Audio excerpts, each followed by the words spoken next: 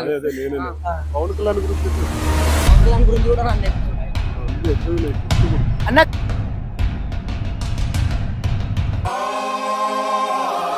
Kannappa teaser ఉంది. కన్నప్ప సినిమానే ఆర్డిక్స్ దొంగతనం జరిగిందంట అన్న. ఏం మాట్లాడుతున్నావురా, నరాలు కట్ అయిపోయింది.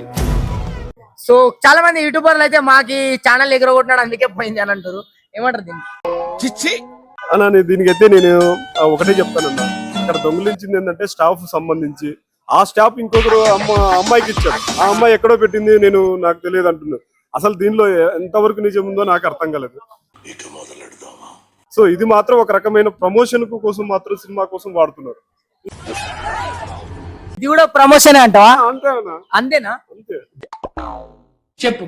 పోయలేదంటావా? అయితే పోలేదన్నా, ఎక్కడికి పోతుందన్నా? ఇప్పుడు అరే పిచ్చి గిట్టలేసిందారా నువ్వు, రోజు రోజుకి ఇంత గలీజ్ గానీ తయారవుతున్నావు ఏమరా, ఇంత చిచ్చోరాగా లేక. ఒకటేనా, పెద్ద పెద్ద వాళ్ళది డబ్బులు ఎట్లా పోతుందన్నా? ఎందుకంటే ఆపేశారు పోదు. ఆర్టిస్ట్ కూడా అంతే. నా దగ్గర 10 కోట్లు పోయినారా అంటే ఎట్లా పోతాయి 10 కోట్లు? Right answer Seenu, you have a bright future రా. ఆర్టిస్ట్ అనేది ఎంత ఇంపార్టెంట్. ఒకడు కాదు కదా అన్న, ఒక మంచు విష్ణు గారు కదా నటించింది. ఏం చేస్తాం అమ్మాయిలో కొన్ని 10 మంది నటించారు కదా పెద్ద పెద్ద యాక్టర్లు. సో వాళ్ళకి కూడా ఉంటది కొద్ది బాధ్యత. సరే వాళ్ళ పక్కన పెట్టండి, అక్కడ ఉన్న ఆఫీస్ వాళ్ళకి బాధ్యత ఉంటది కదా. సో వాళ్ళకి తెలియకుండా ఆఖరికి హీరో గారు అయినటువంటి మంచు విష్ణు గారికి తెలియకుండా ఎట్లా పోతుంది? ప్రమోషన్ అంటే గవర్నమెంట్ ని కూడా చీట్ చేశాడా కంప్లైంట్ ఇచ్చి? ప్రమోషన్ అంటే గవర్నమెంట్ ని కూడా చీట్ చేశాడా కంప్లైంట్ ఇచ్చి? అఫ్కోర్స్ అది కూడా తప్పే. కానీ తప్పు చేయడము, ఇప్పుడు ప్రమోషన్ చీట్ చేయడం అనేది తప్పనా? కరెక్టే. భారతరత్న వీడికి బద్దకరత్న బిరుదు ఇవ్వాలి. సో ఇది పోయిన దాన్ని మాత్రం దొరికితే మాత్రం ప్రమోషన్ మీద కిందకి తీసుకోవాలి. మీరు అన్నట్టు గవర్నమెంట్ కు కంప్లైంట్ ఇచ్చాడు, ఓకే నేను ఒప్పుకుంటాను. సరే పోయినాక దొరికినప్పుడు ఏం చేయాలి? యాక్చువల్లీ నాకు ఇంకో డౌట్ కూడా ఉంది. ఎంత పెద్ద సినిమా తీసి ఒక్కటే ఆర్టిక్స్ పెట్టుకోవాలని కూడా థాట్ ఉంది. సో ఈ సినిమా ప్రమోషనా లేదంటే ఇంకా ఆర్టిక్స్ ఎందుకు పెట్టుకోలేదు? మెయిన్ మన వరల్డ్ వైడ్ హీరో అంటే ప్రభాస్ గారు. ఒక్క ఛాన్స్ ఇస్తావా? ఆ ప్రభాస్ గారు నటించినటువంటి సినిమా ఆర్టిక్స్ పోవడం ఏంది? ఇదంతా నాటకమా? అన్న నాటకమో బూటకమో నాకు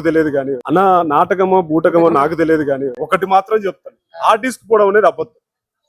ఒక్క ఛాన్స్ దొరికితే చాలు. అది కంప్లైంట్ ఎంతవరకు ఇచ్చాడో తెలుసుకోవాలి.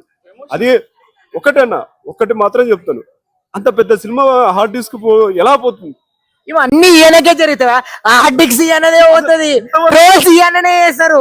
ఇంకోటి ఏదైనా ఒకటి వచ్చిందంటే మంచి లాస్ట్ ఒకటన్నా ఆర్టిస్ట్ పోవడం అనేది ఇంతవరకు ఏ సినిమాలో కంప్లైంట్ రాలేదు.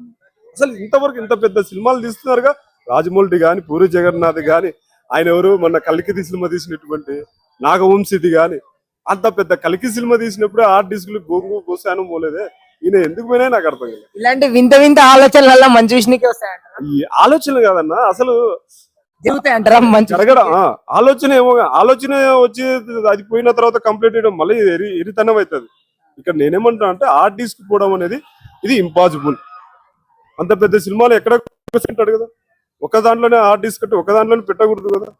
ఇప్పుడు ఆర్టిస్ట్ అనేది ఓకే నేను ఒప్పుకుంటాను, దాంట్లో సినిమా మొత్తం పెద్ద పెద్ద సీన్లు ఉంటాయి, విఎఫ్ఎక్స్ తో గ్రాఫిక్స్ తో కూడినటువంటి కొన్ని ఉంటాయి, ఒప్పుకుంటాను. కానీ ఆయనకు బాధ్యత ఉండాలి కదా.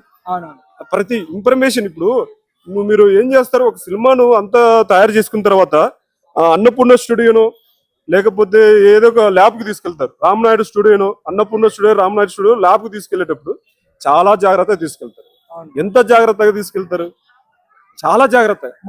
మొత్తం కష్టం అంటే దాని మీద ఉంటది. నువ్వు అది ఎట్లా పోగొట్టుకుంటావు అని చెప్పి పబ్లిక్ అయితే ఓపెన్ చెప్తున్నారు. అసలు నువ్వు ఎట్లాంటి పనులను పెట్టుకున్నావు అని చెప్పి. మొత్తానికి అయితే ఇది పోయిందా పోయలేదా, నాటకమా బూటకమా, తొందరలో సినిమా రిలీజ్ వచ్చే లోపల తెలిపోవాలా. థ్యాంక్ యూ అన్న.